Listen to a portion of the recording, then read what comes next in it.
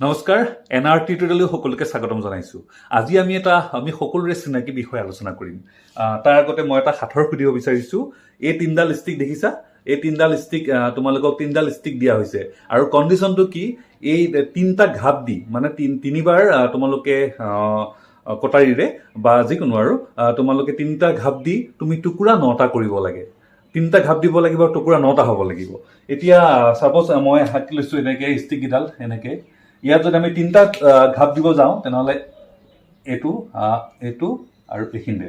এতিয়া আমি তিনিটা ঘাপ দিলোঁ, কিন্তু টুকুৰা হিচাপ কৰি চালে গম পাবা ইয়াতে 12টা টুকুৰা হৈছে। কিন্তু মোৰ কণ্ডিশ্যনটো আছিল কি? আমি ষ্টিককেইডাল 3 ভাগ কৰি টুকুৰা 9টা কৰিব লাগে, যিটো ইয়াত হোৱা নাই। গতিকে নিশ্চয় আমি ষ্টিককেইডাল অলপ ভাবিছানে বাৰু তোমালোকে? অলপ বেলেগ ধৰণে মানে এটা সজাব লাগিব। ষ্টেককেইডাল আমি বুলি ক'লে সাধাৰণতে আমি এনেকৈ উলম্বভাৱে লৈছোঁ, কিন্তু নহ'ব।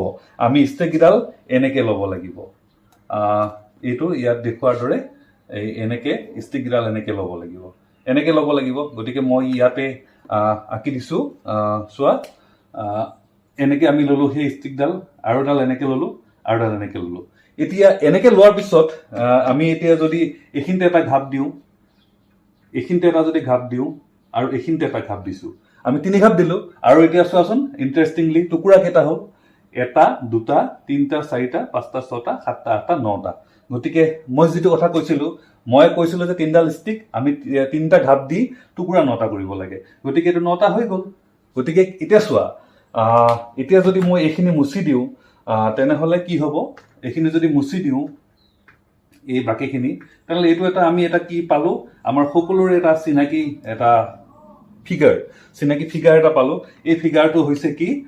এই ফিগাৰটো হৈছে কি বাৰু? ত্ৰিভুজ। গতিকে এই ত্ৰিভুজ আমি ইয়াত ত্ৰিভুজ মানে কি? এতিয়া ত্ৰিভুজ মানে হৈছে 3টা বাহুৰে আগুৰা এটা জ্যামিতিক ক্ষেত্ৰ।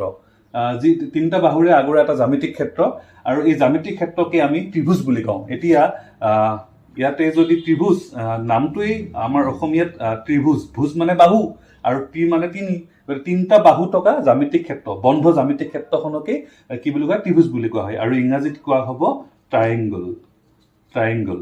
গতিকে আমি ইয়াতে নামাকৰণ কৰিব লাগিব ত্ৰিভুজ বুলি ক'লে ABC। গতিকে ইয়াতে ABC, ইয়াত B আৰু C এইকেইটাক কোৱা হয় শীৰ্ষবিন্দু। এতিয়া কোৱা হয় শীৰ্ষবিন্দু বা ভাৰ্টিচেছ, ইংৰাজীত কোৱা হয় ভাৰ্টিচেছ। এতিয়া ভাৰ্টিচেছ বুলি ক'লে কি কি আছে ইয়াতে? ভাৰ্টিচেছ কি কি আছে? A, B আৰু C এইকেইটা শীৰ্ষবিন্দু, মানে এইটো আৰু এইটো। গতিকে এটা ভাৰ্টিচেছ। তেনেহ'লে তাৰপিছত শীৰ্ষবিন্দু আমি পালোঁ। তাৰপিছত তাৰপিছত আৰু কি আহিলে? বাহু। গতিকে বাহুটো চাওঁ, ইয়াতে বাহু বুলি ক'লে কি কি আহিব? ইয়াতে AB, তাৰপিছতে AC, তাৰপিছত আৰু BC। এতিয়া আমি ইয়াক BA বুলিও ক'ব পাৰোঁ। AB বা BA আমি এনেকৈও নামাকৰণ কৰিব পাৰোঁ। AC-টোক আমি CA বুলিও ক'ব পাৰোঁ, আৰু BC-ক CB বুলিও ক'ব পাৰোঁ। গতিকে আমি শীৰ্ষবিন্দু পালোঁ, বাহু পালোঁ। এতিয়া আমি কি থাকিলে? কোণ। আমিতো কোণৰ কনচেপ্টটো আছেই, তোমালোকে আগতেই পাই আহিছা। গতিকে আমি কোণ মানে ইয়াতে 3টা কোণ আছে। এইটো এটা কোণ, এটা কোণ এইটো, আৰু এটা কোণ এইটো। 3টা কোণ। কোণকেইটাৰ নামাকৰণ আমি কেনেকৈ দিম? কোণকেইটা কি কি হ'ব? এটা হ'ল এই এংগুল A, আৰু কোণটোক আমি জানোৱেই, আমি এনেকৈ চিন দিয়ে বুজোৱা হয়, এংগুল A, তাৰপিছত এংগুল B আৰু এংগুল C। গতিকে ইয়াতে angle A, angle B, angle C, সেই 3টাৰে আমি কোণকেইটা নামাকৰণ কৰিম। এইখিনিতে এটা কৈ থৈ দিওঁ, ইয়াত A শীৰ্ষবিন্দুত এটাই কোণ আছে। গতিকে আমি তাক এংগুল A আখৰে বুজাব পাৰোঁ। কিন্তু সাধাৰণতে 3টা আখৰেদি বুজোৱা হয় যেতিয়া এটা বিন্দুতেই যেতিয়া কেইবাটাও কোণ থাকে, তেতিয়া বা এই এংগুল Aটোক আমি তেনেকৈ নকৈ BAC, মানে যোনটো বিন্দুত কোণটো উৎপন্ন হৈছে সেই বিন্দুটো সদায় মাজত থাকিব লাগে। এতিয়া BAC বুলি ক'লেও আমি এইটো এংগুলকে বুজাম, কিন্তু ইয়াত 3টা আখৰেদি আমি বুজাইছোঁ। বা আমি ইয়াক কি বুলি ক'ব পাৰোঁ? CAB। দেখিছানে? দুইটাতে এ কোণটো মানে এ আখৰটো মাজত আছে। তাৰমানে এ শীৰ্ষবিন্দুটোত বিন্দুটোত কোণটো উৎপন্ন হৈছে। গতিকে আমি ইয়াক এংগুল A বুলিও ক'ব পাৰোঁ, কাৰণ ইয়াত এটাই কোণ আছে। গতিকে এংগুল A বুলি ক'লেও আমি সেইটোকে বুজিম।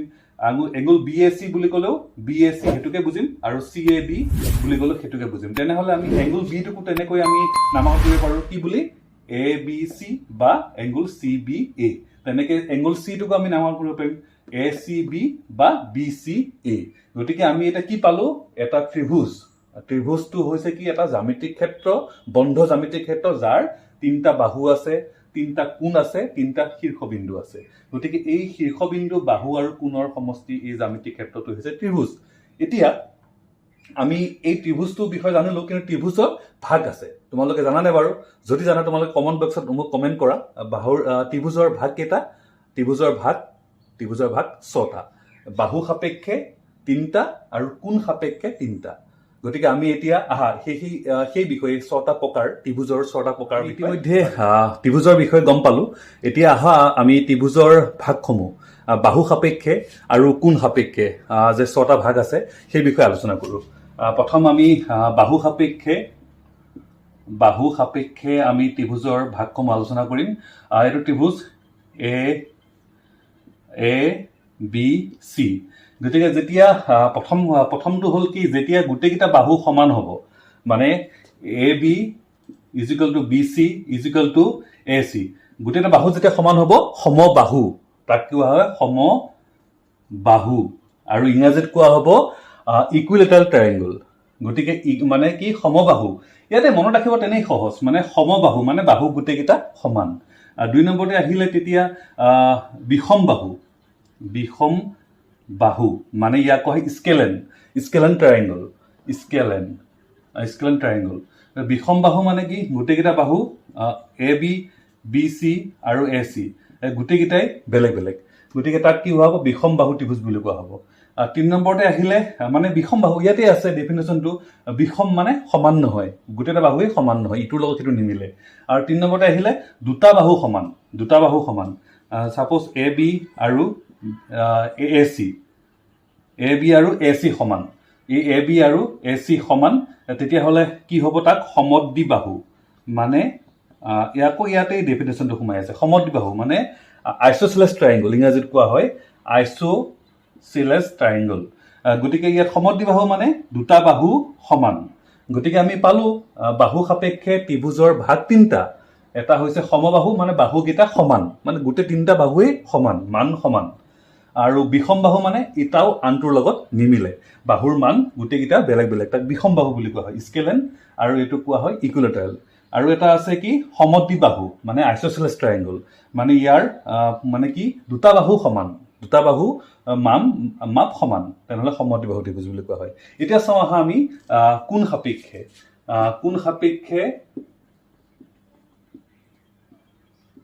সাপেক্ষে প্ৰথমটো হ'ল কোণ সাপেক্ষে যোৱাৰ আগত আমি এটা কোণৰ ধাৰণা দিছো তোমালোকৰ কোণৰ ধাৰণা আছেই যিটো কোণৰ মান শূন্যতকে ডাঙৰ 90 ডিগ্ৰী সৰু তাক সূক্ষ্ম কোণ বুলি কোৱা হয় গতিকে একিউট এংগল গতিকে সেই ত্ৰিভুজটো যিটো ত্ৰিভুজৰ প্ৰতিটো কোণৰ মান 90 ডিগ্ৰীতকৈ কম তাৰ কাৰণ আমি জানো তিনিটা কোণৰ সমষ্টি 180 ডিগ্ৰী গতিকে সেইটো পিছলৈ আলোচনা কৰিম গতিকে আমি যিটো কোণৰ মান 90 ডিগ্ৰীতকৈ কম মানে সূক্ষ্ম কোণ তাক কোৱা হ'ব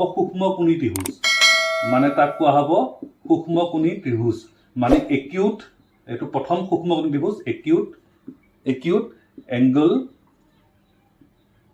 ট্ৰায়াঙ্গল ঠিক আছে 2 নম্বৰতে স্থূলকোণ কাক কয় যে 90 ডিগ্ৰীতকৈ বেছি মান আৰু 180 ডিগ্ৰীতকৈ কম সেই কোণটো কোৱা হয় স্থূলকোণ বুলি অবটিউজ এংগল গতিকে যিটো ত্ৰিভুজৰ মই এটা আঁকি লৈছো এনেকে এইটো ত্ৰিভুজ সাপোজ ABC আৰু এই B মানটো দেখা দেখি এটা 90 ডিগ্ৰীতকৈ বেছি গতিকে আমি পুনৰ্মান যন্ত্ৰৰ সহায়ত দেখিব পাৰিম সেইটো পিছৰ কথা এইটো 100 বা 90 95 হ'ব পাৰে মুঠতে 90 ডিগ্ৰীতকৈ বেছি গতিকে এটা কোণ মানে স্থূলকোণ গতিকে তাক কোৱা হ'ব স্থূলকোণী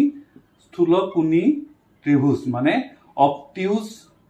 অবটিউজ এংগলড ট্ৰায়াঙ্গল এটো অৰ্থাৎ 3 নম্বৰতে আহিলে কি এটা মানে সমকোণ কাক কয় এটো 3 নম্বৰ সমকোণী ত্ৰিভুজ সমকোণ মানে তাৰ আগত আমি জানিব লাগিব সমকোণ কাক কয় সমকোণ মানে যিটো কোণৰ মান 90 ডিগ্ৰী গতিকে এই ত্ৰিভুজটো 90 ডিগ্ৰী কোণটো এনেকৈ অঁকা হয় গতিকে ABC ইয়াত এইটো কোণ 90 ডিগ্ৰী গতিকে এই কোণটো কোৱা হ'ব মানে কি সমকোণী ত্ৰিভুজটো কোৱা হয় right angle ট্ৰায়াঙ্গল right angle triangle. গতিকে আমি গম পালো এতিয়া কোন সাপেক্ষে ত্ৰিভুজৰ ভাগ তিনিটা। সূক্ষ্ম কোণী যেতিয়া গোটেই তিনিটা কোণেই 90 ডিগ্ৰীতকৈ কম হয়, গতিকে তাক একিউট এংগুল ট্ৰাইংগল সূক্ষ্ম কোণী ত্ৰিভুজ। আৰু স্থূল কোণী কাক কয়? যেতিয়া এটা কোণৰ মান 90 ডিগ্ৰীতকৈ বেছি হয়। আৰু ডেফিনেটলি বাকীকেইটা কোণটো সূক্ষ্ম কোণ হ'বই লাগিব, কাৰণ তিনিটা কোণৰ যোগফল যি ত্ৰিভুজেই নহওক 180 ডিগ্ৰী হয়। গতিকে এটা কোণ স্থূল কোণ হ'লে তাক স্থূল কোণী ত্ৰিভুজ বুলি কোৱা হয়, আৰু এটা কোণ 90 ডিগ্ৰী হ'লে তাক সমকোণী ত্ৰিভুজ বুলি কোৱা হয়। কাৰণ যিহেতু তিনিটা কোণৰ 180 ডিগ্ৰী, এইটো 90 ডিগ্ৰী হ'লে বাকী এই দুটাৰ যোগফল সদায় 90 হ'ব লাগিব, কাৰণ 90 যোগ 90 মানে 180। গতিকে এই দুটাৰ যোগফল সদায় কি হ'ব লাগিব? যোগফল 90 হ'ব লাগিব, যিহেতু এইটো সমকোণ। গতিকে এই হিচাপে আমি ত্ৰিভুজৰ তিনিটা ভাগ পাওঁ, বাহু সাপেক্ষে তিনিটা, সমবাহু, বিষম বাহু, সমদ্বিবাহু, আৰু কোণ হিচাপে সূক্ষ্ম কোণ, স্থূল কোণ। ইতিমধ্যে ত্ৰিভুজৰ ভাগসমূহ, ত্ৰিভুজ কাক বোলে, গতিকে আমি গোটেইখিনি ডিটেইলছত আলোচনা কৰিছোঁ। এতিয়া এটা আমি সকলোৱে পাই অহা এংগুল চাম প্ৰপাৰ্টি, মানে ত্ৰিভুজৰ তিনিটা কোণৰ যোগফল যে 180 ডিগ্ৰী হয়, সেইটো আমি কেনেকৈ প্ৰমাণ কৰিম। আমি এটা কাগজ এক্টিভিটিৰ জৰিয়তে কৰিব পাৰোঁ। প্ৰথম মই ত্ৰিভুজটো আঁকি লৈছোঁ, এইটো এ বি চি। গতিকে এইটো এ কোণ, এইটো স্মল এ, এইটো বি, স্মল চি। গতিকে এই তিনিটা কোণৰ যোগফল এ বি চি মানে 180 ডিগ্ৰী। আমি সেইটো প্ৰমাণ কৰিম কেনেকৈ। তাৰ আগতে এটা কথা কৈ লৈছোঁ যে সৰল 180 ডিগ্ৰী মানে সৰল কোণ। সৰল কোণ কাক বোলে? এডাল সৰল ৰেখাত মানে যিমান এই কোণটোৰ ওপৰে হওক বা তলতে হওক, এইটো 180 ডিগ্ৰী হয়, মানে সৰল ৰেখাত। ইয়াত যদি তিনিটা কোণ থাকে, এই গোটেই তিনিটা কোণ, মুঠতে এই গোটেইটা কোণ 180 ডিগ্ৰী হ'ব। যদি 4টা কোণো থাকে তেনেহ'লেও 180 ডিগ্ৰী হ'ব। গতিকে আমি এটা এক্টিভিটি, কাগজ এক্টিভিটিৰ জৰিয়তে কৰিব পাৰোঁ। প্ৰথম এইটো লৈছোঁ মই, এইটো দেখিছা, এইটো এটা কাগজৰ ত্ৰিভুজ। ইয়াতে আমি তিনিটা কালাৰ কৰি লৈছোঁ, এইটো এ, এইটো বি, এইটো চি। এইটো আমি গ্ৰীণ কালাৰ দিছোঁ, এইটো ৰেড কালাৰ, এইটো ব্লেক কালাৰ, যাতে ধৰিব পৰাকৈ। আমি এই তিনিটা কালাৰ এনেকৈ তোমালোকে কৰি চাব পাৰা, এইটো সহজ তেনেই। গতিকে আমি তিনিটা কালাৰ দিছোঁ। এতিয়া আমি কেঁচিৰে এইকেইটা কাটিম। তাৰপিছত আমি এতিয়া কি কৰিম, আমি এডাল সৰলৰেখা টানি লৈ তাত গোটেইকেইটা কোণ তাত আমি চাম গোটেইকেইটা কোণ মিলিছে নে নাই ইয়াৰ নিচিনাকৈ। গতিকে এইটো এইটো গতিকে এ কোণটো এইখিনিতে আছিলে, এইটো কাটা দেখিছা, কাটাৰ এ কোণটো মই ইয়াত বহাই দিছোঁ, আৰু বি কোণটো ইফালে আছিলে, মই সেইকাৰণে এইটো বি ধৰিব পৰাকৈ বিটো লিখি লৈছোঁ। উল্টা হৈ আছে এইটো, গতিকে এইটো বি। গতিকে বিটো আমি এফালে দিলোঁ আৰু চিটো ইফালে দিলোঁ। গতিকে এইটো এ কোণ, এইটো এ কোণ, আৰু এইটো এ কোণ, এইটো ইফালে এইটো বি কোণ, আৰু এইটো চি কোণ। গোটেইটা কোণ যোগ কৰিলে এডাল সৰলৰেখাত মিলি গৈছে। গতিকে মই ইতিমধ্যে কৈছোঁ সৰলৰেখাত তিনিটা কোণৰ যোগফল 180 ডিগ্ৰী। গতিকে এইটো আৰু এটা ধৰণে কৰিব পাৰি, যিটো ইয়াত আমি এডাল কি কৰিলোঁ, বি চিৰ সমান্তৰাল ৰেখা এডাল আমি আঁকিলোঁ, নাম দিলোঁ পি কিউ। গতিকে এটা পি কিউ এ বি চিৰ সমান্তৰাল, পি কিউ বি চিৰ সমান্তৰাল। গতিকে সমান্তৰাল ৰেখাৰ আমি ধৰ্ম জানো, আৰু সেইটো যদি নাজানা তেনেহ'লে মই আন এটা ভিডিঅ' আগবঢ়াম, আৰু তাক যিটো লিংকটো মই দি দিম ডেছক্ৰিপশ্যনত থাকিব, তোমালোকে চাব পাৰিবা। গতিকে পি কিউ আৰু এইফালে বি চি, এডাল সমান্তৰাল ৰেখা, এডাল ছেদক। গতিকে আমি একান্তৰ কোণ, অনুৰূপ কোণ আছে, একান্তৰ কোণ আছে, ইয়াত একান্তৰ কোণ, এইটো আৰু এইটো একান্তৰ কোণ। গতিকে ইয়াতে চোৱা, এতিয়া এইডাল পি কিউ আৰু বি চি সমান্তৰাল ৰেখা, এ বি এটা ছেদক, তেনেহ'লে এইটো কোণ আৰু এইটো কোণ কি হ'ব? একান্ত কোণ হ'ব। গতিকে এইটো বি হ'লে এইটো বি হ'ব। ঠিক আছে। তেনেকৈ আকৌ পি কিউ আৰু বি চি সমান্তৰাল। এবাৰ এ চিডাল ছেদক, এ চিয়ে ছেদ কৰিছে দুয়োটাকে।